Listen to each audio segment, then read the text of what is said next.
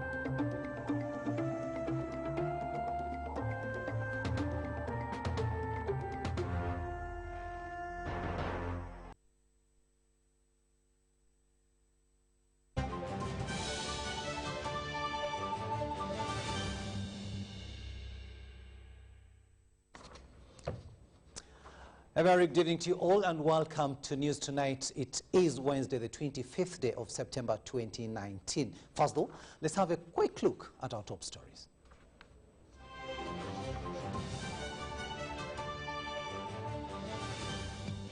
Holds Makerere University on integrated education. Commonwealth delegates pay tribute to Uganda matters. CPC delegates launch massive rare tree planting exercise. And Chireka Panthers stretch lead in Chase League.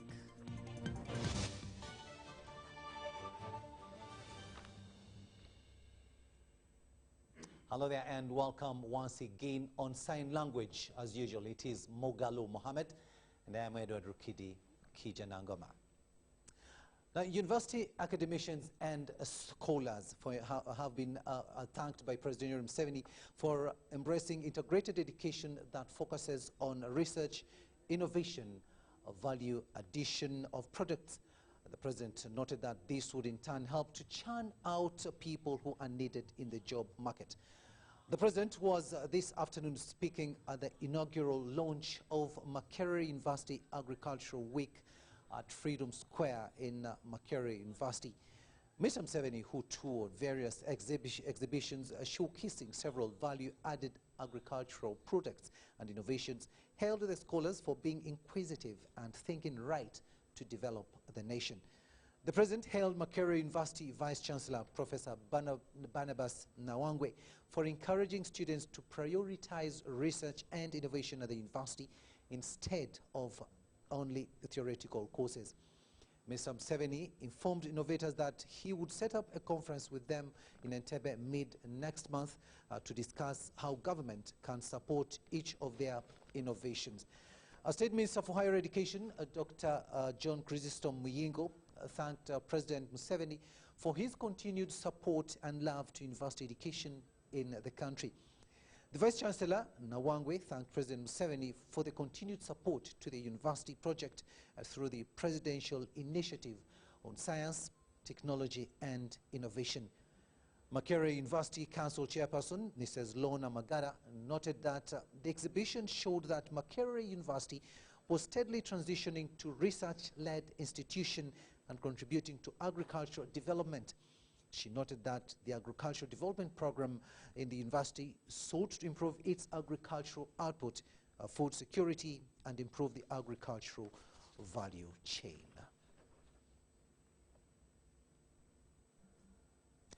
Meanwhile, President Yoweri Kaguta Museveni has commended the government of China for supporting Uganda in infrastructure development, including railway transport, electricity generation, road construction and telecommunications, among others.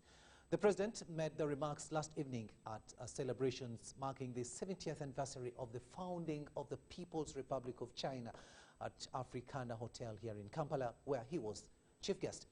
Referring to his recent visit to China, President Museveni said that the memorandum of understanding he signed with his Chinese counterpart is meant to intensify the relationship between the two countries.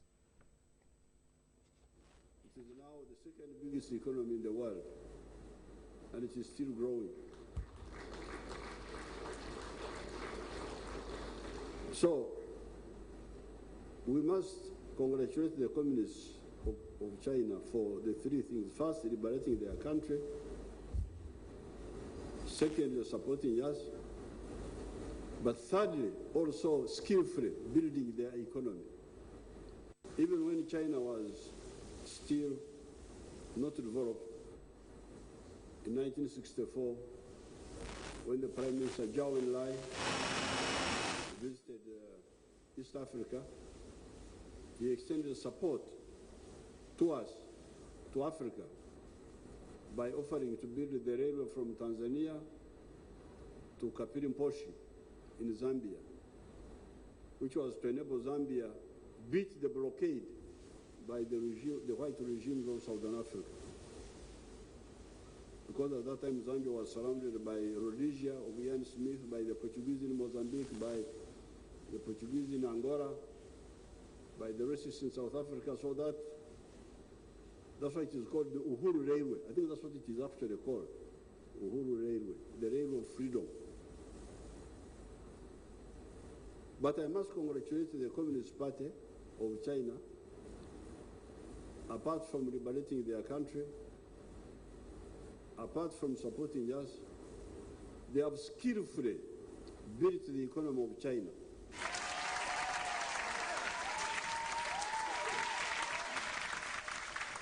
Which showcases the satisfaction of the two heads of state in the development of our bilateral relations. More importantly, it exhibits the firm commitment from both sides to further deepening of our cooperation in the future. At present, China-Uganda relations are marked with continuously enhanced political mutual trust, fruitful results in practical cooperation, and close people-to-people exchange and cooperation.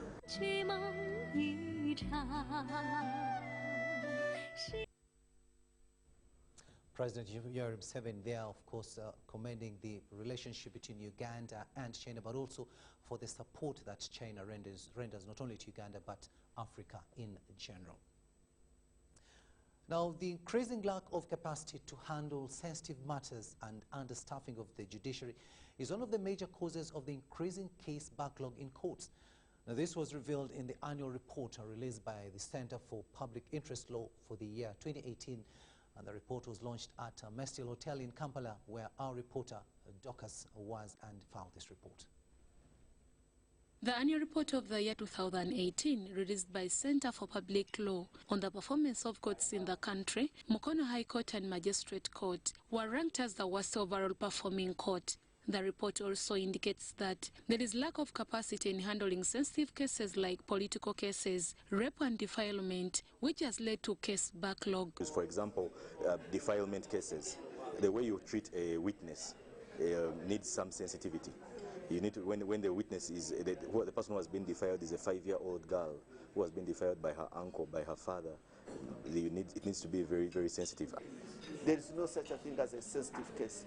A person who has a case of 100,000, another one of 100 billion, they are all sensitive because the issue of absenteeism was among the key issues cited in this report, where some of the judicial officials are often unavailable during working hours, thus hindering justice to litigants. Your system, you have one lawyer on this side, you have another lawyer on this side. They all have valid arguments for their cases, and you have to decide which of those judgments, which of those arguments in relation to the facts actually resolve the case and how they resolve it. The report also indicates the accessibility of courts in rural areas are hard compared to those in urban areas, especially to people with disability. Further, the report indicates that there is lack of transparency and integrity among judicial officials, including court clerks, who engage themselves in bribing litigants. Then also you can give them special consideration in expediting cases when it is a person with disability, when it is known that the person who is handling the matter, we can have special rules for that. That when the plaintiff or the defendant or the accused or a witness is a person with disability, it should be handled in an expeditious manner so that they don't have to move up and down once in a while.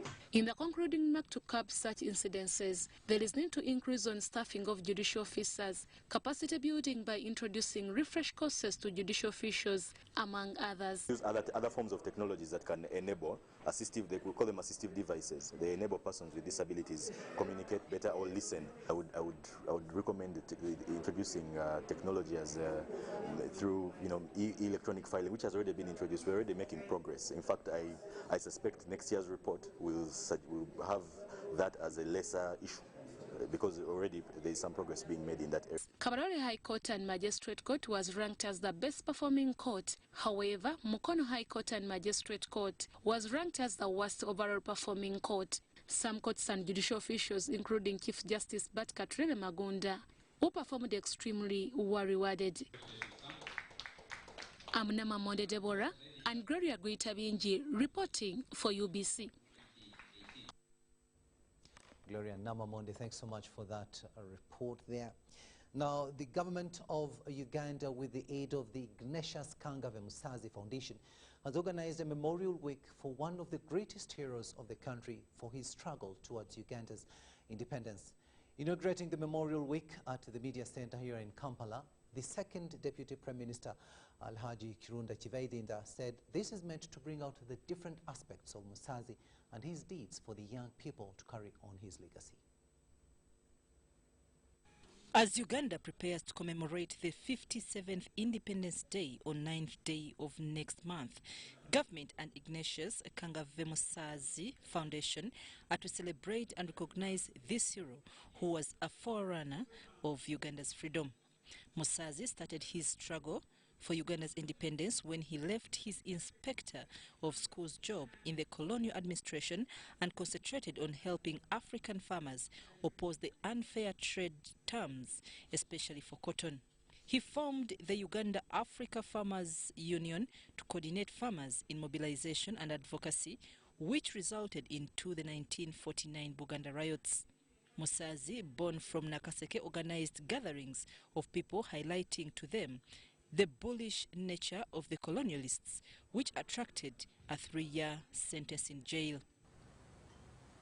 Whenever there is a discontent, you organize a demonstration.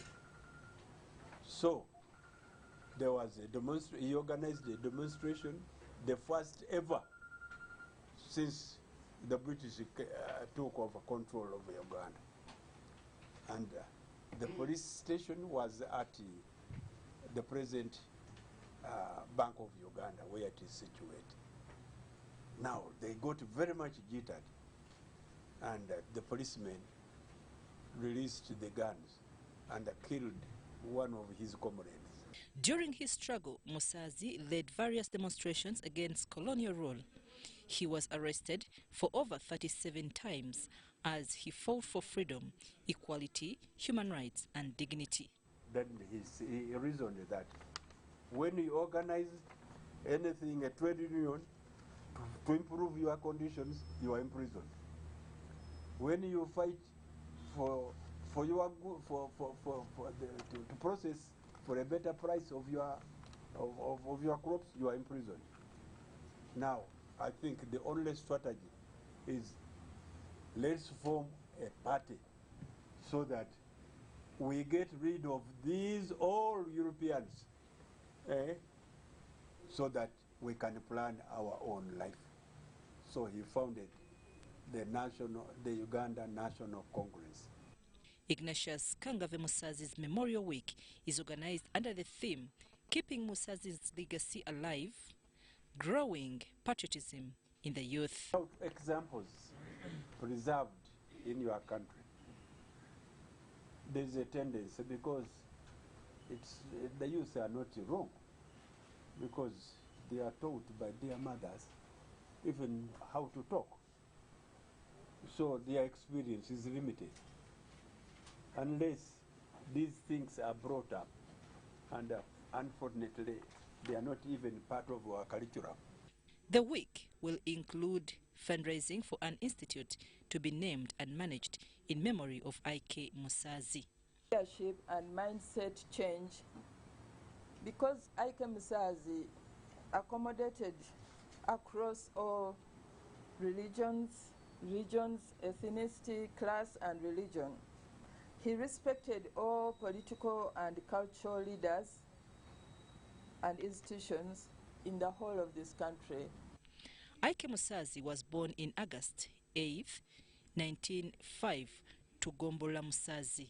Although studied divinity in England, he was not ordained as a priest. He realized liberation for the African peasants could only be achieved on a political platform known at the pulpit. Upon his death in 1990, I.K. Musazi was recognized as a national hero of the Republic of Uganda. His remains lie at Kololo Heroes Grounds in Kampala. I'm Navka Farida, reporting in Kampala. To matters pertaining to the health sector now, and the head of Public Health Institute, Mulago Hospital, Professor Orach, has urged Ugandans to guard against consumption of edibles wrapped in polythene bags, locally known as kavera, since this poses a risk of contracting cancer. Scientists have warned the public against wrapping hot substances, including drinks and food, in polythene bags before consumption, since it predisposes people to cancer. The danger is in where you have these containers, these thin papers being used for cooking food, and they melt and they get chemically active, and they interact with the chemical substances in our food and so on. That is when it gets to our body system. That's where the cancerous development takes place. The head of the Institute of Public Health at Mulago Medical School, Professor Orach, further asked women who wrap family food like rice and matoke in polythene bags before steaming to stop the act, since the practice is medically deemed dangerous to life. Extremely dangerous. Hot, heated. The kavera melts there. So you eat it, the body accumulates the amount of the hydrocarbons. That stuff, it accumulates in the body. That should be prohibited.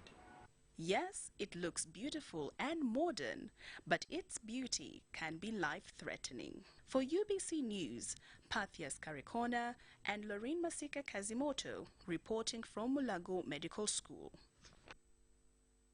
Let's return now to one of our top stories where the Commonwealth delegates have confirmed that Uganda is indeed not only a pearl of Africa but also a godly nation. This was after touring Namugongo Matters Shrine as part of the activities during their week-long stay for the Commonwealth conference underway here in Kampala. The delegates in Uganda for the 64th Commonwealth Parliamentary Conference have paid glowing tribute to the Ugandan matters at the Catholic shrine, Namugongo. These were welcomed by the parish priest, Father Vincent Lubega. On this ground where you are standing, we have had 3 saints who have passed through this door walking as we are walking. They went in to pray, and because of the graces they received from this shrine, they are now saints. A word of prayer within the basilica ushered them into the tour of the shrine grounds, including the altar.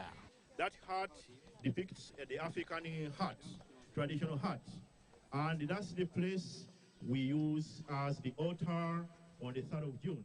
We also use it during the course of the week.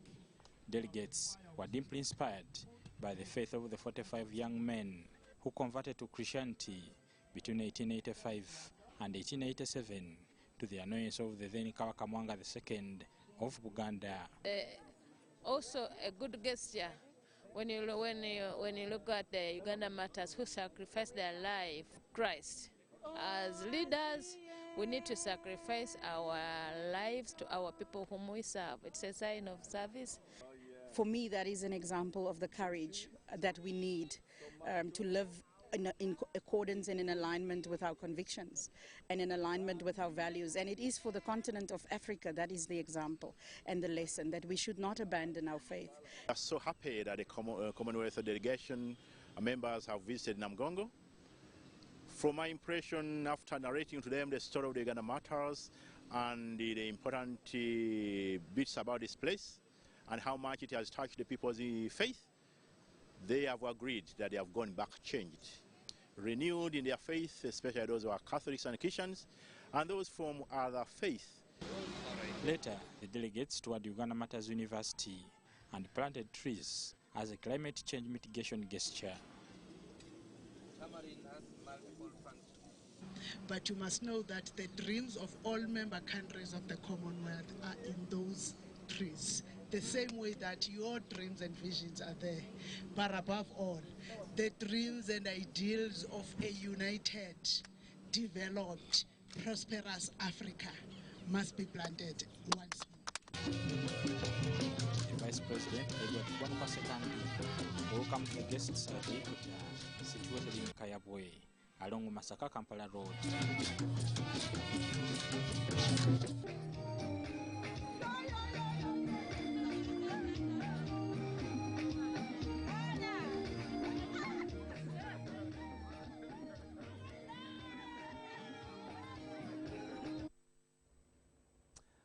Delegates to the CPs, they are enjoying what Uganda can actually offer. We're now going to take a short break. We'll return with business news. Stay with us.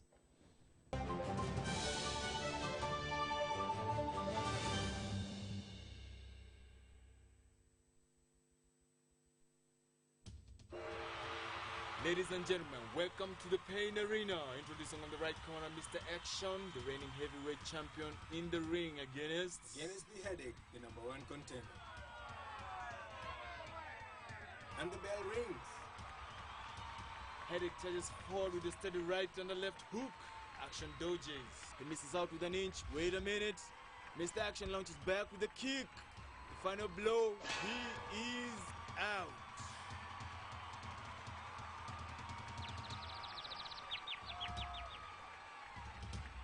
If symptoms persist, seek medical advice. Every dream has a challenging journey. Ours began in 1998 with a mission to drive the development of a robust communications sector in Uganda. We created structures to champion the dream. We've evolved, made discoveries, supported great minds, empowered Ugandans, and fostered a vibrant culture, enabling communication for all. Down the years, We've created memories and networks, uniting generations and building great partnerships.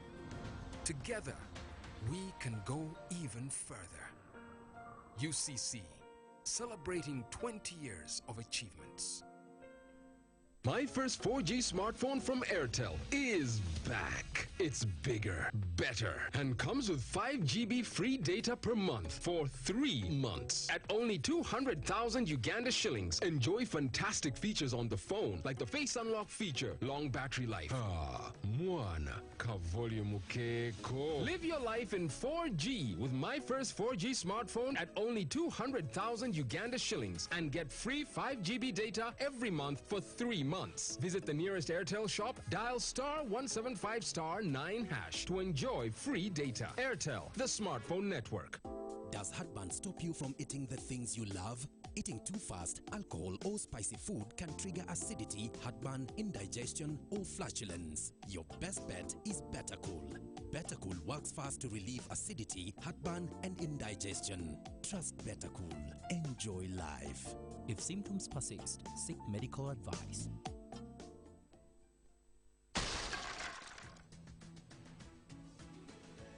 Measles and rubella outbreaks are still being reported in some districts in Uganda, putting the lives of our children at risk. In order to stop these outbreaks and maintain a polio-free Uganda, the Ministry of Health has planned a national measles, rubella and polio immunization campaign for all children under 15 years of age on 16th to 20th October 2019, starting 8 a.m. to 5 p.m. All vaccines are safe, effective, and free. Parents and caretakers are hereby asked to take all children under 15 years of age for immunization at the nearest health facility or immunization post. Ministry of Health also calls upon everybody to report any child with a fever and generalized skin rash to the nearest health facility or health worker immediately. This could be measles or rubella. This message is brought to you by the Ministry of Health with support from World Health Organization and UNICEF. Paying taxes is a civic duty. This September is all about you. URA has prepared this month to identify, recognize, and celebrate compliant small to medium enterprises, SMEs. Come and access a number of activities lined up from the 25th to 27th September at Kolo Independence Grounds, featuring the Bombaya Business Summit on SME business success. That's not all. There will be a host of free services like yellow fever vaccination, an employment hub with jobs and free career guidance, instant business registration, and issuance of driving permits. These activities will run daily from 8 a.m. to 5 p.m. Entrance is free. For more information, email info@ura.go.ug or visit our website www.ura.go.ug, Facebook at URA page, and Twitter at URA Uganda. Developing Uganda together.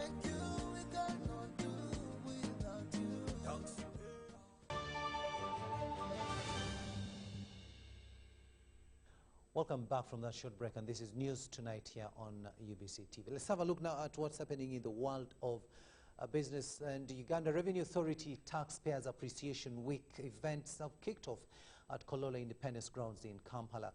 The annual event seeks to enhance a tax-paying culture and reward compliance. An initiative by the Revenue Authority gives the public opportunity to access various services in addition to rewarding compliance. We are aware that some of the pains that SMEs and other taxpayers go through is complexity of tax laws, and therefore we continue to work hand in hand with the Ministry of Finance to see how our tax policies and tax laws can be simplified and enabling for our taxpayers to be compliant. This year's event at Kolola Independence Grounds is focused on highlighting the importance of micro, medium and small enterprises in Uganda's socio-economic development. Allow me to commend our URA for the efforts it has put in improving on its relationship with SMEs. I remember in the past, SMEs used to run away from Revenue Authority. I remember in the past, SMEs used to shy away from registering their businesses because of tax. But now there is an improvement, and I wish it could also roll out to the rural communities as well. With all government ministries, departments and agencies located at one place, the public has a lot to gain. Whoever is coming to the NADS tent, number one, they should know that farming is a business, that you can do farming as a business. Farming can be done as an SME, and it can even grow big into a very large enterprise. So we give information on agribusiness. The event also features exhibitions, health camps, business-to-business networking opportunities, and national ID and tax identification number registration, among others. Dennis Igor for UBC Business.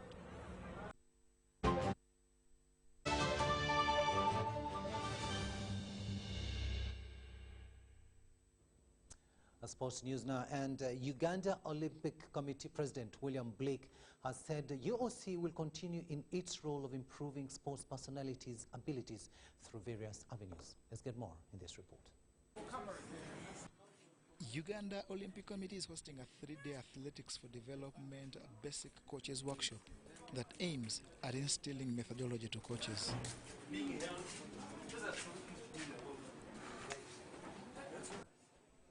The project is linked to 7 thematic areas including advocacy, inclusion, life skills, education, health, social cohesion, and environmental protection. Athletics for Development uses basic running, jumping, and throwing and local games to promote sustainable development. Innovative way of introducing sport at a very basic level, taking into consideration the SDGs. The IOC has Agenda 2020, which also oversees the Sustainable Development Goals of the UN.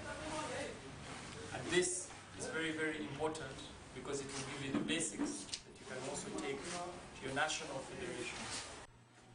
In another development, the Uganda Olympic Committee has rewarded Twaha Odua and Aisha Vyakatonda for excellent performances at the 2018 Ibambaye and WADA Scholarship Program.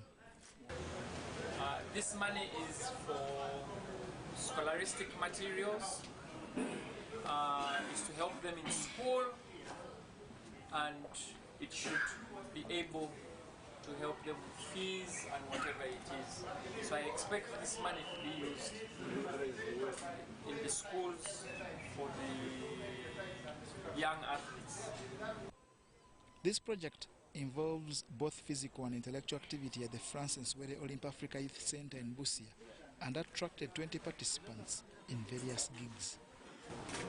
I'll make sure that this money is used in the right order, like paying my school fees and buying some plastic materials.